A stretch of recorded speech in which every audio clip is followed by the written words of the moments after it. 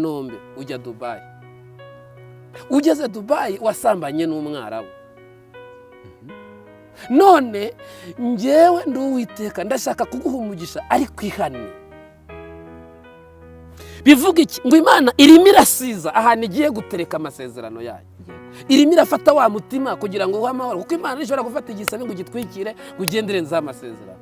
Uwo muhanuzi utangira kumwumva. Nubona umuhanuzi wabonye ibyiza gusa kandi uzi n'ibindi bibi nawe ukora, byonyine ushobora kuvuga atahise kuki. Nukuvuga ngo rero Imana igiye kuvuga ikoresha hari ibimenyetso iguha kandi bihura nawe n'ibyuzi. Ariko ntirengagije ko hari n'umupfumu wabigira gutyo. N'umupfumu hari n'abandi wenda bagira icyo bita ngo ni imyuka mibi, ariko ni ibintu abantu banogeje. Ntabwo imyuka mibi se imenya ibyawe, imenya ibyawe bitewe n'aho muhurira. Ariko iyo uhura n'Imana niyo imenya ibyawe, biterwa n'icyo yasosiye nacyo. Numva nashatse guhanura. Iyo wiyasosiye n'abapfumu nibwo bamenya ibyawe. Bamenya ibyawe. None se umupfumu yamenya ibyanjye ate? Ntibishoboka. Ubu umupfumu andondora ate? Ntabwo yabitinyuka. None se mu kirere, ikirere turimo dukorera ntabwo ari kimwe. Arakurura mbure. Arashaka ahantu nkurura hambure. Kubera iki? Ntwikiriwe n'amaraso ya Yesu. Ubwo najya gukurura arambure. Ntabwo ndi buze kugira gute, ubundi agukurura agenda agira gute.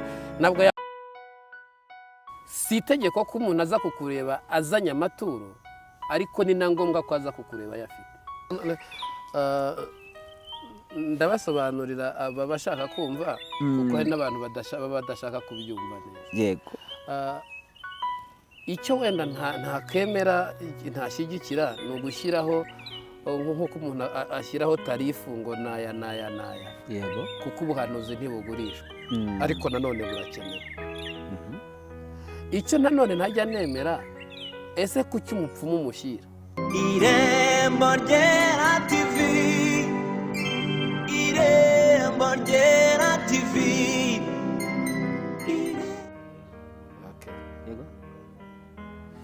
Yes, reka nongere mbahe ikaze rero, mbifuriza amahoro y'Imana ahantu hose muherereye. Reka nizere ko mumeze neza cyane. Niba ari mu gitondo, reka twizere ko uyu munsi ubuze kubera mwiza.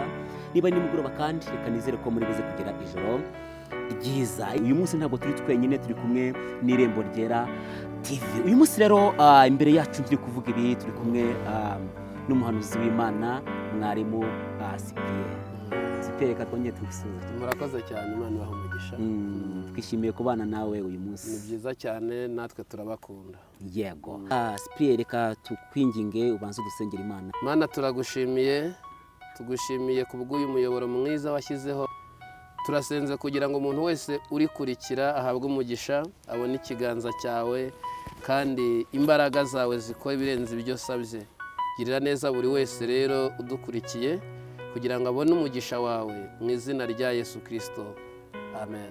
Amen. Yes, hanyuma mu by'ukuri rero hari nk'umuntu ushobora kuba ari ubwa mbere yakubonye atakuzi. Njyewe nitwa Cyprien Hakizimana, hanyuma nkora umurimo w'Imana. Ntabwo ari none cyangwa ejo, ahubwo maze igihe nkora umurimo w'Imana.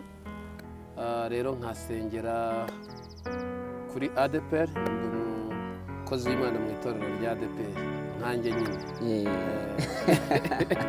Iyo mvuze ngo nkanjye ni ukuvuga ngo ntabwo mba nje mu izina ry'itorero, ahubwo mba nje nkanjye nyine. Kandi Yesu aduhana umugisha. Amen. Yes. Yes, hanyuma rero turumva twifuza ko uri munsi uri buze kutuganiriza ku kijyanye n'ijwi ry'Imana, kuko abantu benshi bakunda kugira confusion, bakibaza ese ijwi ry'Imana riza gute, niki cyambwira ko Imana yavugishije, ese Imana ivuga ite? Kugeza amagingo hari abantu batari bamenye uko Imana ivuga, bazi ko Imana ivugira mu bahanuzi gusa. Navuga Imana koko ifite inzira eshatu zizewe ivugiramo. Hirya y'izo ngizo nta zindi numva n'abanzi, gusa nanone tutirengagije ko Imana igira inzira nyinshi. Ariko hari izo twavuga ngo ni inzira zizwi, zimenyerewe, ishobora kunyuramo. Inzira ya mbere yizewe ni inzira ya mbere ni ijambo ryayo. Imana ishobora kuvugira mu ijambo ryayo kandi riba muri Bibiliya. indi nzira ya kabiri ni inzira y'umuhanuzi, ni akanwa k'umuhanuzi Imana ishobora gukoresha. Hanyuma indi nzira ya gatatu ni inzozi cyangwa se nyir'ukubwirwa ariko inyuze nanone muri we. Ubwo ni ukuvuga ngo ibikoresheje iwe nanone, kuko ni ukuvuga ngo Imana ishobora gukoresha undi cyangwa igakoresha wowe kandi ari wowe iri kubwira. Ikindi ni ukuvuga ngo ariko muri izo nzira eshatu mvuze, izitavangirwa ni imwe, izindi zose zishobora kuvangirwa, zishobora kuvangirwa. Ni ukuvuga ngo ishobora kunyura mu muhanuzi, umuhanuzi ashobora kuvuga ibijyanye n'amarangamutima cyangwa kongeraho akantu kiwe. Yego. Ku by'Imana imubwiye, kuri bibiri Imana imubwiye agashyiraho bibiri bye nanone bikaba bine. Ariko nanone ikindi no mu nzozi buriya nta kintu kibaho ku isi kibeshya nk'inzozi. Inzozi zirabeshya, nanone uziringiye ko ari Imana yanyuzemo nazo ushobora kurangira utabonye ibyo wagize. Hari abantu benshi bavuga ngo nkurikije ibyo narose ariko akazarinda asaza atabibonye. Ni ukuvuga ngo ibyo byose bigomba kuba biza bigahura n'ijambo ry'Imana, ariko nawe ubibwiwe ukaza kubaza icyo twita by'amashira kinyoma niba koko ari Imana ivuze. Kuko hari igihe n'ibitekerezo byawe ushobora kurota ibyo wiriwemo cyangwa se ibyo utekereza cyangwa gutyo ugasanga nabyo bikagira. Ariko izo nzira zose Imana izinyuramo, haba mu nzozi, haba mu muhanuzi, ariko no mu ijambo ryayo. Mu ijambo ryayo. Mu by'ukuri abantu benshi bakunda kuvuga ko mu nzozi nta vangirwa riba mu nzozi. Ni naho riri. Ubundi ni naho riri. Impamvu ivangirwa riba mu nzozi, ngira ngo nawe kera wigeze urota. Yego. None ibyo warose byose wari wabibona? Ntabwo ndabibona. Hari n'igihe warose uguruka. Ubu se wari waguruka. Ushobora no kurota ufite n'amafaranga. Hakamuba umuntu rero ushobora kubitwara. Ntabwo inzozi zose zisobanuye ko ari Imana izizanye, kuko n'imitekerereze y'umuntu mu buzima bw'umuntu no kurota bibamo. Bibamo nk'uko umuntu agira gutekereza, nk'uko umuntu agira sixième sens, nk'uko umuntu agira amarangamutima. Hari ibintu byinshi wenda tutabona uko duhita twinjiramo uyu mwanya kuko byadusaba birebire, ariko mu miterere y'umuntu no kugiramo inzozi hari icyo bita ngo ni sub system. Ni ukuvuga ni ibintu bitatu bigize umuntu. Harimo icyo bita ID, hakabamo n'icyo bita ego na superego. Ibyo byose rero iyo ubigize hari ukuntu bigenda nanone bigenda bikora inzozi nanone mu muntu. Izo rero ntibizisobanuye Imana. Ariko ibyo nabyo bishobora nanone kugena uko watekereje neza, bikaza kuza bikanaba byanahura n'ibyo wagize, ariko ntibisobanuye ko ari Imana ivuze. Ikintu cya mbere kibeshya ku isi ni inzozi. Ni inzozi. Nta kintu kibaho ku isi kibeshya nk'inzozi. Inzozi zaratubeshye, zitubeshya ibintu byinshi. Uziringiye rero uvuze ko ari Imana inyuzemo, waba utekerereje hafi aho ngaho, ariko nanone ubyizeye nabyo bikakugeza mu ijoro ntacyo byaba bigutwaye. Ntacyo byaba bitwaye. Mu by'ukuri ni iki kintu gishobora kumbwira ko Imana ivugiye mu nzozi? Reka duhere mu nzozi, nk'uko tubwiye ko hari inzira eshatu Imana inyuramo. Reka duhere ku nzozi, ni nazo tubwiye ko zibeshya cyane. Noneho kugira ngo nizere ko izo nzozi zitambeshya ari Imana izivugiyemo, ni iki gishobora kumbwira ko ari Imana izinyuzemo? Bibiliya ivuga iti, iravuga ngo Imana ivuga rimwe cyangwa kabiri. Ushobora kurota ibintu, ariko kugira ngo Imana ize gutandukanyiriza ko ibyo warose ukuri kwabyo, ikaguhuza na wa muhanuzi navuga, kugira ngo ikofirime ko ibyo warose byari ukuri. Niho uzumva umuhanuzi aje akavuga ngo Imana ivuganye nawe ubwa kabiri, ishingiye kuri za nzozi uherutse kurota n'iyu munsi wibazaga ngo bimeze bite. Irakubwiye ngo ibi ngibi ni njyewe Uwiteka uzabikora. Ni ukuvuga ngo bya bindi warose ubwo Imana ibinyujize mu yindi hishurirwa biraza kuba ari byo. Ikindi cya kabiri, hari imiterere Imana igushyiramo iyo ivuganye nawe ukumva ko ari Imana ivuze pe. Burya Imana ivuze ikora mu makonegisiyo yose. Ni nko kukubwira ngo umuntu yaguteye urushinge ntiwabimenya, ntibishoboka. Iyo baguteye urushinge byanze bikunze hari icyo umubiri uhita wakira. Niko n'iyo Imana ivuze yinjiye muri wowe, ijwi ry'Imana rivuze, hari ukuntu umutima uhita umera byanze bikunze. Ngiye guha urugero. Wari wabwira umuntu ko umukunda? Yego. Noneho nawe yari yagusubiza ko agukunda. wari wumva ukuntu umutima wawe uhita umera cyane. hari ibintu bibaho ukumva hari ibintu bizamutse muri weho kubera rya jambo agusubije hari ikintu akuremyemo. Iyo Imana ivuze rero nayo ivuze ijwi ryayo rikinjira mu matwi yawe, ryaba rinyuze mu muhanuzi cyangwa ari mu nzu, hari ukuntu muri weho wumva hari ibintu bibaye byanze bikunze, kuko Imana ntishobora kuvuga ngo usigare uko wari uri. Ntibishoboka. Apana. Ibyo rero bikofurima ko icyo Imana ivuze ariko kuri kubera ikikubayeho.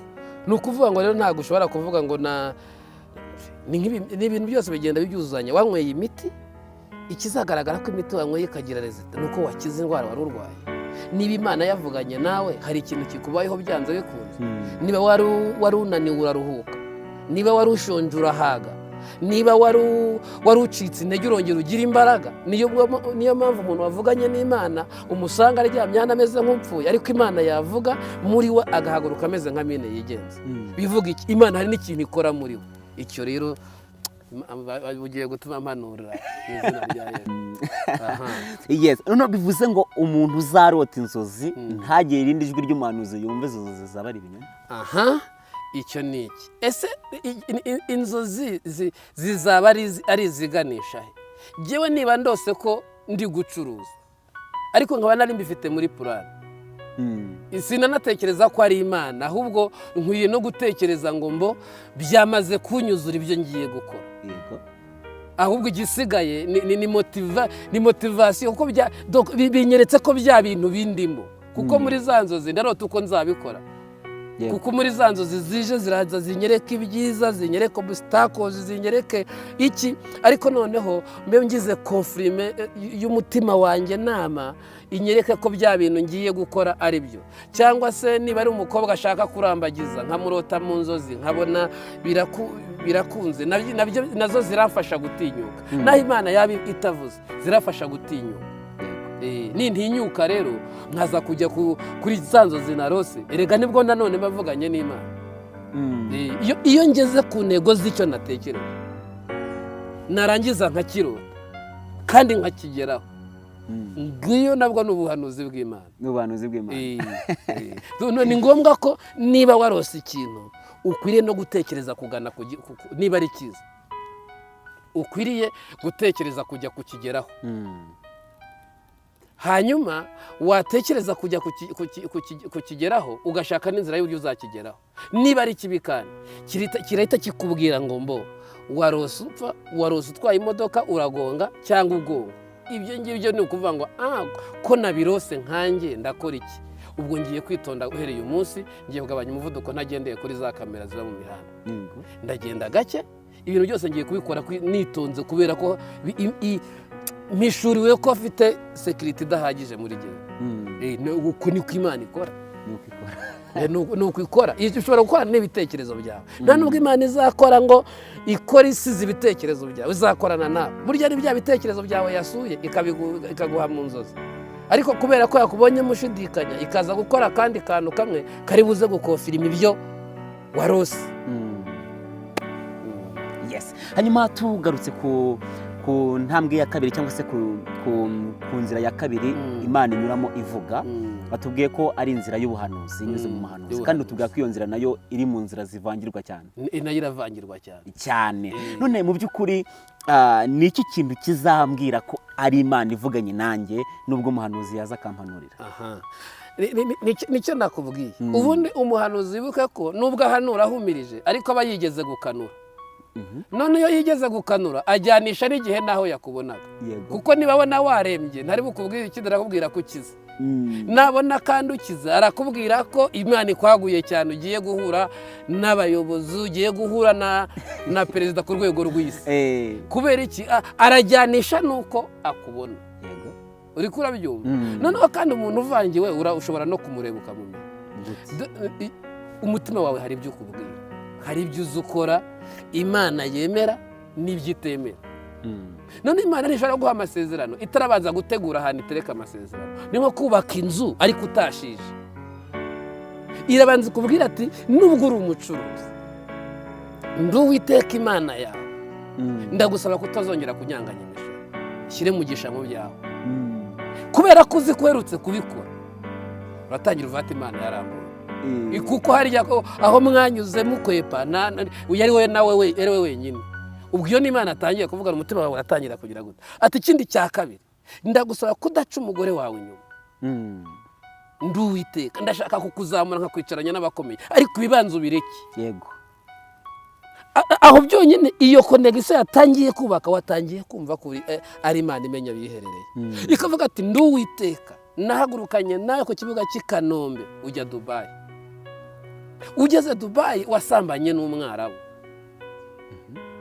None njyewe ndi Uwiteka ndashaka kuguha umugisha ariko ihane. Bivuga iki? Ngo Imana irimo irasiza ahantu igiye gutereka amasezerano yayo. Irimo irafata wa mutima kugira ngo uhe amahoro kuko Imana ishobora gufata igisabe ngo gitwikire ugendere nza amasezerano. Uwo muhanuzi utangira kumwumva. Nubona umuhanuzi wabonye ibyiza gusa kandi uzi n'ibindi bibi nawe ukora. Byonyine ushobora kuvuga atahise kuki ibonye ibyo gusa.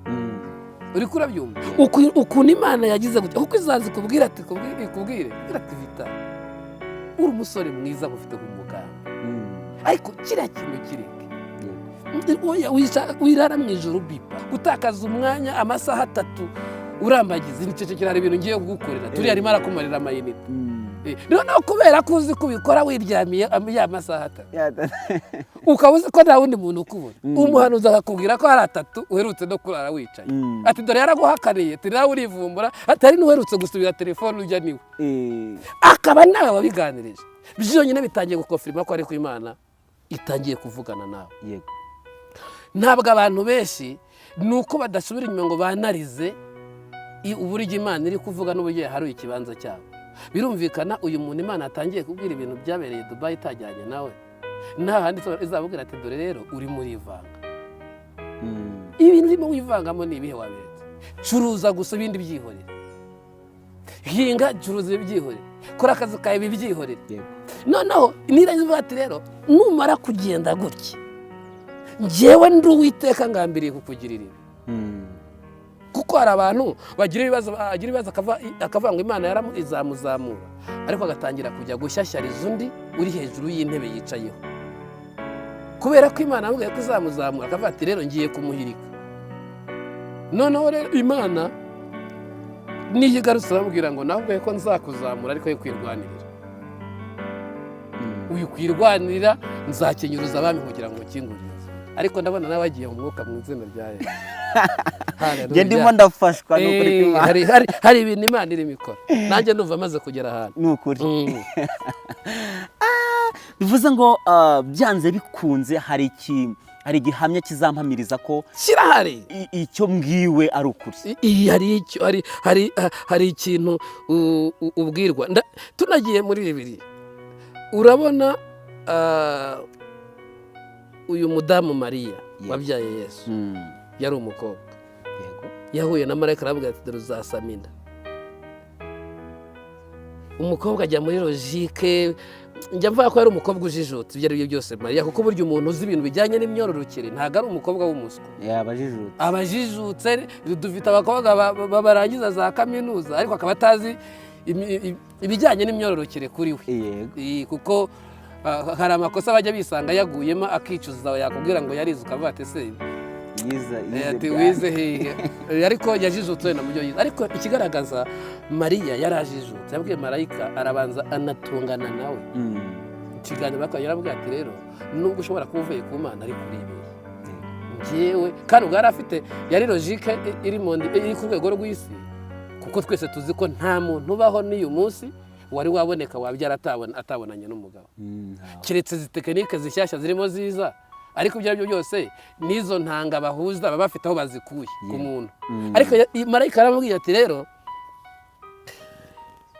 uzabyara igicu kizagukingiriza ati kandi uzabyara umwana w'umuhungu. Narabwira ati reka nkubwize ukuri sindanikinisha nta nurakora no kwibera izaza inyuze mu ikawa izanyura muri ji izanyura mu mata iyo ndumubwira nzayinywa muri fata. Undi arabwira ati kugira ngo uzamenye kuvuganye n'Imana nuko uzasama. Undi aramwihora aramubwira ati rero sindibwa njye makareka ahanura agende ariko ntiyabyakira. Hashize kangahe abona ko aratwita ariko atwise ajya gusura nyirasenge ameze nk'aho yakamutekerereje n'ibibazo ujya bita ba Elizabeth. yego agezeyo agihoberana gutya gusa kuko na Elizabeth yari atwite n'undi nawe atwite, za mpinja ziri mu nda ziramenyana. noneho nibwo Mariya atangiye kubaha icyo atwite. uri kurabyumva? atangiye kubona ibimenyetso. nk'ubu ngubu tuvuga urugero, ushobora ntabwo umuntu wese uzakofirima ibyawe ko Imana yakubwiye azaba ari umuhanuzi cyangwa asenga, ahubwo uwo munsi ushobora kuzagenda ukajya gusura Mary mu cyaro, agahita Imana ikamukoresha ikamubwira ati rero Vital, icara aha nkubwire mwana wanjye narakubyaye. yego atuhereye none aguka mu bitekerezo, agatangira guhuza na za nzozi warose. yego uri burabyumva? ati gira gutya gutya na gutya, yakubwira ukibuka bya bindi warose, abwira ati washatse iseta mu mujyi wagize gute, atari ko washatse mwana wanjye ko shaka kugushyingira, washatse umukobwa wemera nkaza nkagushyingira nkategura urugori. ugakubita kuri bya bindi warose na bya bindi mama wakubwiye, bwa buhanuzi bugatangira kwikora. none Imana ikajya yagutinyura sasa. noneho impamvu tugarutse kuri abahanuzi, uyu niyo mpamvu nawe yavuze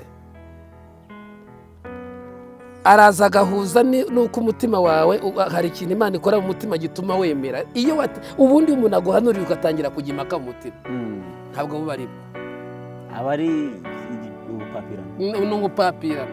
iyi Imana ariko reka nkubwire, ubu inkuba ikubisa ninde wajya impaka ko atari oya ntawe. ninde inkuba iramutse ikubitiya ninde wavuga ngo iyi si inkuba? Imana yakururuka uwo ugatangira kujya impaka. hari abantu batemera, ntabwo iba ari iyo. niba hari umuntu ujya impaka akaba ataremeraga, nta muntu urusha Sawuli. Sawuli yari dogiteri, uriya bita Pawulo. ageze mu nzira z'i Damasiko yakubiswe umutego n'ikintu atarazi, n'ifarashi yari aryamye iragwa. umwami amukandagira hejuru, atamwibwiye izina, atari yamwibwira, aravuga ngo mwami nabaho nakoreye abami benshi, ariko weho ndashaka kugira ngo mpakazi nkukorere mbabarira. undi aramubwira ati reka mbaze nkwibwire, ndi Yesu uwurenganye, kuki unyirukanye ugira ku bantu? yavuye uwo munsi yemeye, kandi uhereye uwo munsi ntiyongeye gusubira inyuma. nubona umuntu ari kujya impaka ngo ibyo umubwiye ntari kubyumva neza, kubera icyo atabyumva neza, ntabwo ari Satani, ahubwo ni uko Imana itabishyigikiye muri we. none se nk'ubu ngubu tuvuga urugero, inje kakubwira nijoro wafashwe n'umutwe mwinshi, umera nk'upfuye, tukabona na saa sita watangira kujya impaka, kandi uzi ko wari urabiranye bagusutseho amazi nijoro. ntabwo najya impaka. ni ukuvuga ngo rero Imana iyo igiye kuvuga ikoresha, hari ibimenyetso iguha kandi bihura nawe n'ibyo uzi. ariko ntirengagije ko hari n'umupfumu wabigira gutyo. n'umupfumu hari n'abandi wenda bagira icyo bita ngo ni imyuka mibi, ariko ni ibintu abantu banogeje. ntabwo imyuka mibi se imenya ibyawe, imenya ibyawe bitewe n'aho muhurira. ariko iyo uhura n'Imana niyo imenya ibyawe, biterwa n'icyo yasosiye nacyo. Numva nashatse guhanura. iyo wiyasosiye n'abapfumu nibwo bamenya ibyawe. bamenya ibyawe. none se umupfumu yamenya ibyanjye ate? ntibishoboka. ubu umupfumu andondora ate? ntabwo yabitinyuka. none se mu kirere, ikirere turimo dukorera ntabwo ari kimwe. arakurura mbure, arashaka ahantu ankurura hambure. kubera iki? ntwikiriwe n'amaraso ya Yesu. ubu najya gukurura arambura, ntabwo ndi buze kugira gute. ubundi agukurura agenda agira gute, nabwo yabanje kukureba akabona ko wisharirota, akavuga ati reka uyu mubeshyi, akakubeshya muri ubwo buryo. akakubeshya muri ubwo buryo. wese akubwira akakubwira. nk'ubu ngubu ushatse kubeshya, nta munyarwanda uri hano ushatse kubeshya, kuko hari igihe umupfumu akuvuga ngo rero apfumura, akubwira ngo rero ngo ndabona mu muryango wanyu hari umuntu waguye ku gasi, ngo uwo muzimu niwe uri kugutera ngo kuko yapfuye adashatse. uzi ibintu byabereye muri iki gihugu, abantu bapfuye badashatse si benshi, ni benshi. abantu bapfuye bagenda si benshi, ni benshi. ubwo si uko kuvuga urumva atari akantu yagobetsemo kandi koko uhita wumva umuryango hari uhaguye. ati byanze bikunze arahari. agashobora no kuza akavuga ati dore imodoka, ati hari umuntu wazize impanuka iwanyu, kuko abanza kukubaza kandi nawe uriyikiriza. ati ndumva ntari kumwumva neza, ati ntari kumwumva neza, ati yapfuye utaravuka, dushobora kuba utabizi. ati ariko nta muntu waba warafunzwe iwanyu akagwa muri gereza. urimo urabyumva. noneho kuko urabizi ko muri iki gihe hariho umwuka w'amadivoruse menshi. urashobora kudababwira ati ese umuryango wanyu nta muntu wari wakira agatanya ukahasanga 3. akavuga ati uyu mwuka w'agatanya niwe ugiye guhirika urugo rwawe, zane ituro tukubita.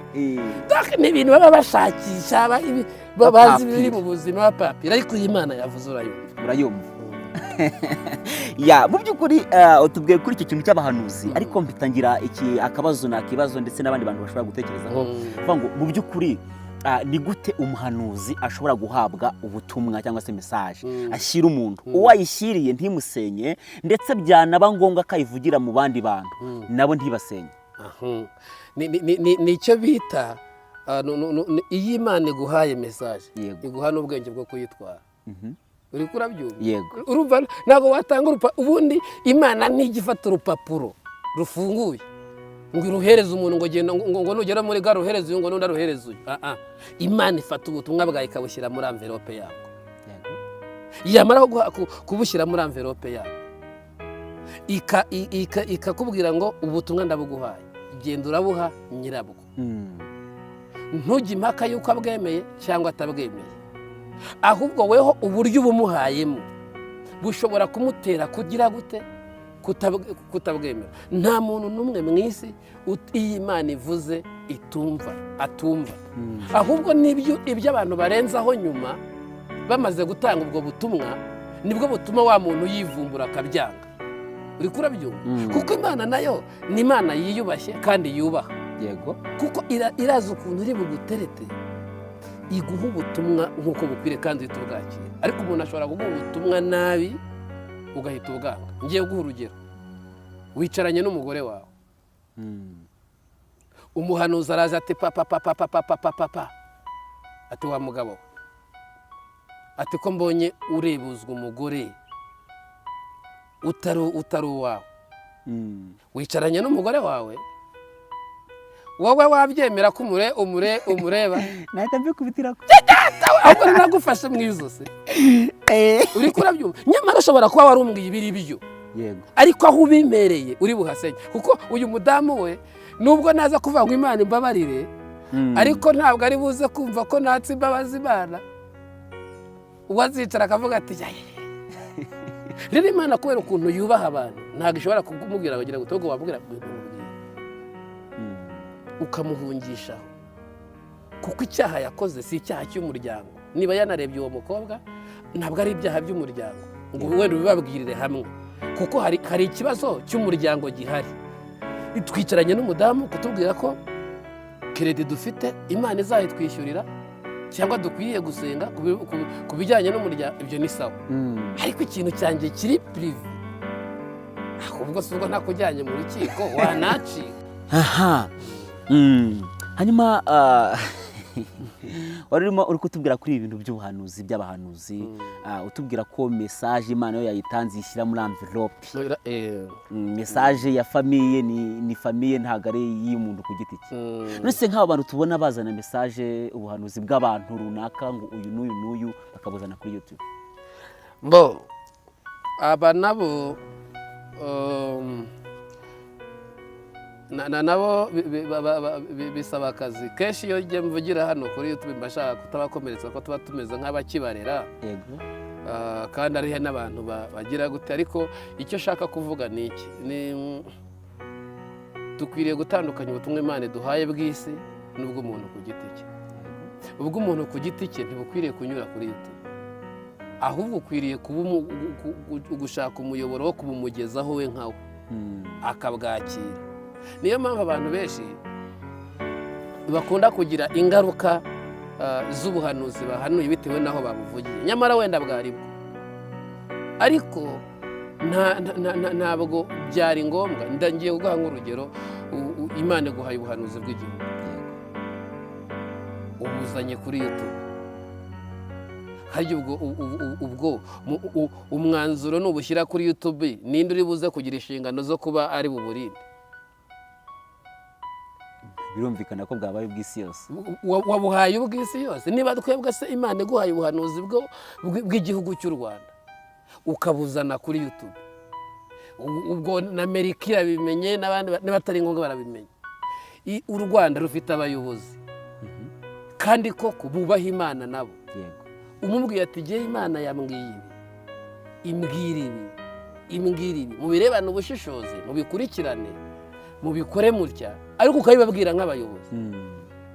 Wagize ngo se babwanga? Ntabwo babwanga, ariko nubuzana kuri YouTube uzagira ingaruka nyinshi. Nyamara wenda bwari bwo, ariko kuko buvugiye wabuhaye n'abatagomba no kubwumva. Erega bumva ikinyarwanda ni benshi, n'abarundi baracyumva, n'abo mu Uganda baracyumva. None Imana iguhaye ubuhanuzi bw'abanyarwanda, uraje ubushyize kuri YouTube. Rero aho rero niyo mpamvu ku bijyanye n'ubuhanuzi izo ngaruka nyinshi bazigira bitewe n'uko batamenye aho babujyana. Niba ari ubuhanuzi bw'igihugu, bushyire bwira abayobozi muganire baze kugufasha, kandi si ngombwa ko abanyarwanda babumenye. Icy'ingenzi ni uko bya bintu biri bugende bikoreka bikagenda neza. Ariko nubizana kuri YouTube bizahinduka ibindi. None se nk'iyo urebye nkawe nk'umushumba kandi nk'umuntu ufite ubwenge bw'Imana, usanga ari iyihe mpamvu itera bano bahanuzi kuzana ubuhanuzi bw'abantu ku giti cyabo cyangwa bw'igihugu kuri YouTube? Hariho impamvu zigera muri ebyiri, baraza kunyumva neza. Wenda impamvu ya mbere ni uko ashaka kugaragaza impano imurimo. Ariko mu by'ukuri iyo washatse impano ntabwo ari wowe uyigaragaza, ahubwo impano irakugaragaza. Bivuga ngo iki rero? Niba washatse kuzana hano ngo werekane ko uri umuhanuzi, ubwo nturi nawe. Niba uri nawe washatse gukura mbere yo gukura, kuko nta mwana wahekenye igufwa ataramenya no kurya ibishyimbo. Ni ukuvuga ngo rero yabuzanye hano kubera gushaka kugira ngo yamamaze iyo mpano ye, ariko itari yakura. Niho usanga ikibazo agira yakoze amakosa menshi mu byo yavuze, kubera ko yabivuze mu gihe kitari cyo kubivuga. Niyo mpamvu iyo yabuzanye kuruta ikindi cya kangahe. Ariko kenshi uba ushaka ko nyine abashaka n'icyo gitinyiro banyubahe, bamenye, bagire gute, ariko yisanga kubera ko yashatse kujya ahantu atari yagera kugera, ahita yisanga yaguye mu mutego. Niho usanga rero yagonganye n'ingaruka, ahubwo ya mpano ye igahita itebera. Kubera iki? Kubera ko babukirititse, acika intege, arangije yongeye agarutse kuri YouTube agaruka atongana ngo nababwiye ibintu ntimwabyemera, ngo mbabwire ibintu ntimwabyemera. Kubera iki? Ya complex itangiye noneho kutangira kugira akavuyo, na ya mpano yarayitakaje. Icya kabiri ni iki kibazana kuri YouTube? Icya kabiri ashobora gutekerezamo inyungu y'uko abantu, kuko ubundi impano y'ubuhanuzi ni impano yubaha. Umuntu iyo amenye ko uri umuhanuzi, aba umuntu uvugana n'Imana, urebayo. Umuntu wese akenera amakuru, nanjye nkenera amakuru. Nanjye n'abahanuzi nanjye ndabakenera, nubwo nanjye ndi we, ariko nanjye nkenera umuhanuzi. Rero iyo menye umuhanuzi nanjye muzima, nanjye namushaka, kuko buri muntu wese akenera kumenya hirya y'ejo. Ariko icyo rero akavuga ati nimpagera baranyubaha kandi hakura n'inyungu. Bamwe na bamwe bo baranatinyuka bakavuga ati ngo mbere y'uko uza utuzanira ituro. Ibi bintu by'abahanuzi kwaka amaturo,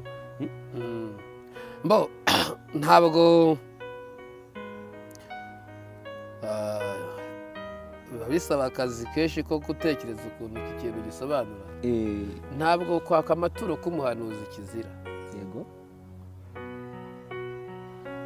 Kandi nanone amakosa ashobora kubamo ni ukuyaca nk'uca imisoro. Si itegeko ko umuntu aza kukureba azanye amaturo, ariko ni na ngombwa ko aza kukureba ayafite. ndabasobanurira aba bashaka kumva kuko hari n'abantu badashaka kubyumva. yego Icyo wenda ntakemera ntashyigikira ni ugushyiraho nk'uko umuntu ashyiraho tarifu ngo naya yego kuko ubuhanuzi ntibugurishwa ariko nanone burakenewe. Icyo nanone ntajya nemera, ese kuki umupfumu umushyira? Niba umupfumu umushyira, kuki utekereza ko uwo muhanuzi utamushyira? Ariko sishyigikiye umuhanuzi ngo ayace, yego ariko sinananga ko yanayahabwa. Ni ukuvuga ngo igihari ni iki? Igihari ni uko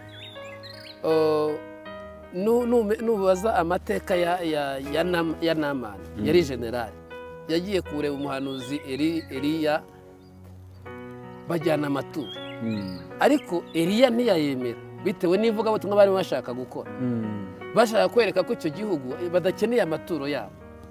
Ni ukuvuga ngo rero ntabwo uhari ubutumwa uwo munsi utanga ukumva budakwiriye amaturo. yego N'icyo Imana ishaka kwigira. Icyo ntashyigikira ni umuntu uvuga ngo wowe banduzane, ariko nanone se wa muntu uje kukureba nawe natekereze ko kuko n'ubundi ari bwanga kuyaha Imana birangira yashyize ahandi.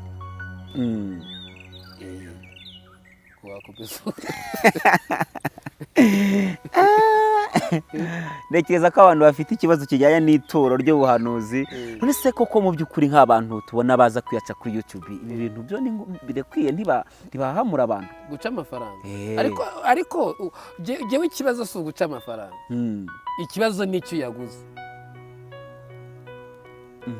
none se arayaguciye, none wizeye porodu waguhaye nawe urayamuhaye. yego niba utizeye ibyo yaguhaye wowe urayamuhereye, nayagumana. ugumana amafaranga yawe niba ibyo yaguhaye wumva bidafite umumaro muri wowe.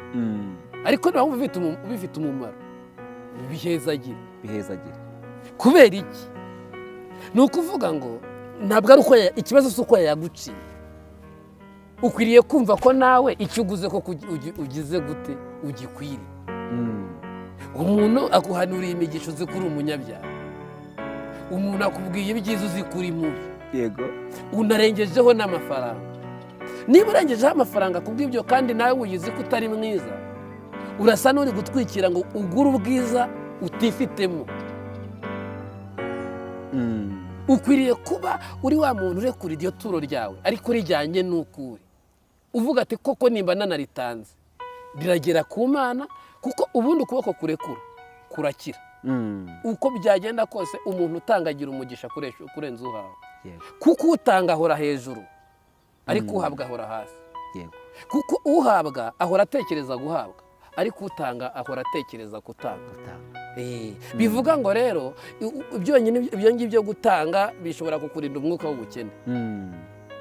niyo mpamvu n'umuhanuzi nawe akwiriye kurenga urwego rwo kuvuga ngo bamuhe, akagera ku rwego rwo guhanura ahubwo atanga. kuko na Yesu yarahanuraga ariko agahana imigati, kandi niwe muhanuzi mukuru. ntukwiriye gutekereza kuba umuhanuzi uhora uhabwa ngo nibampe ituro manure. ubwo ibyo nabyo bituma uba uri puwa mayindi, ugahora utekereza ibyo. ukwiriye kuba utekereza ngo none bampaye ituro ariko ndashaka kuba umuhanuzi w'umwaka utaha, kuba ndi umuhanuzi utanga utubura imigati aho yabuze. azopa afashijwe.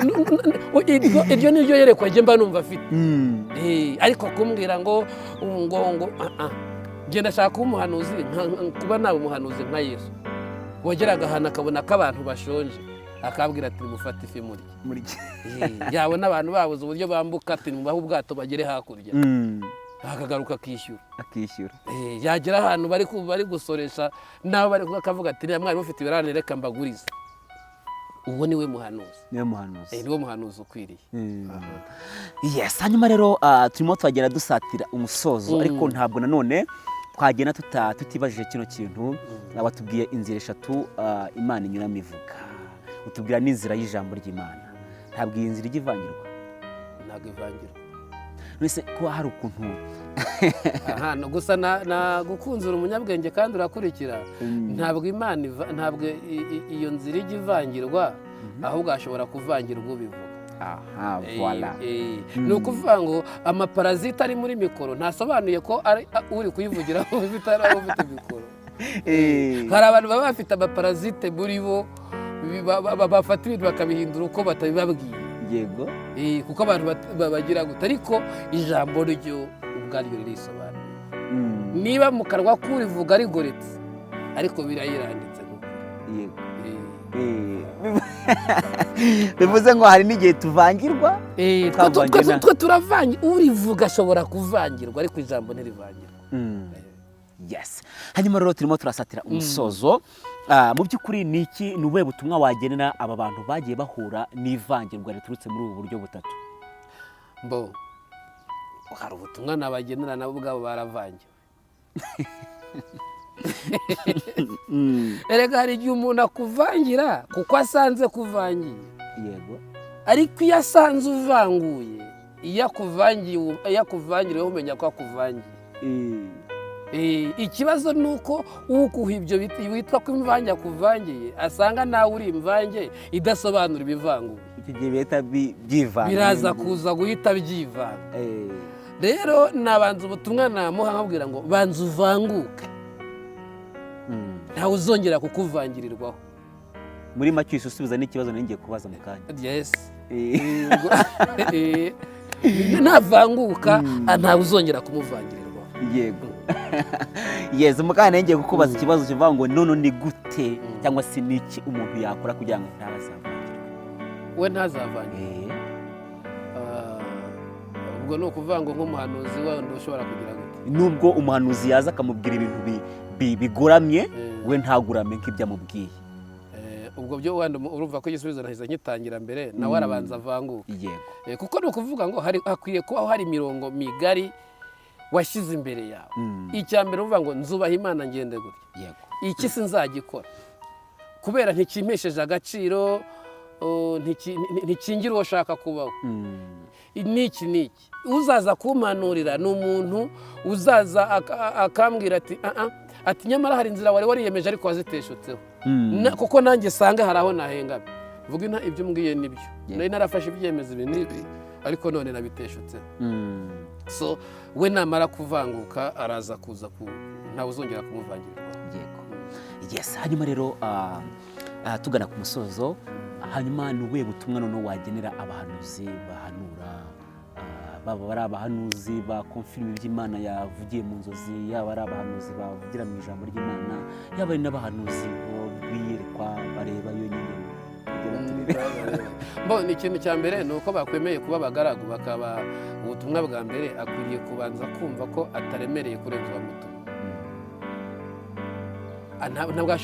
kuko ikibazo bagira gituma bagira ni uko bashaka kugenda mu cyubahiro cy'uwabatumye.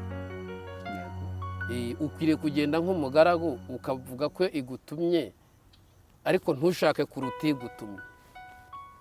kuki ushaka kugenda ku matapi kurenza uwagutumye? yego rero igihe cyose ni uko bakwiriye gushaka guca bugufi Imana igashyirwa hejuru. nicyo kizabafasha kuba bo bagomba kuba bo no kubitinda. ikindi ni ukwirinda amarangamutima.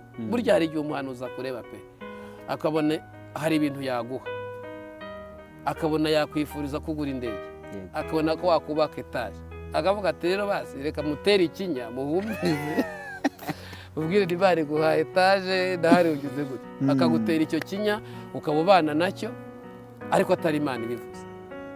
nawe ntabwo aba akwifurije nabi, ariko icyo namusaba ni uko yakagombye kuba yakwirinda ayo marangamutima kugira ngo yuzuzanye n'Imana. kuko ubundi umugambi Imana ifite ku muntu ni mwiza nubwo abantu batabihanura. Imana idutekerezaho birenze uko abantu badutekereza.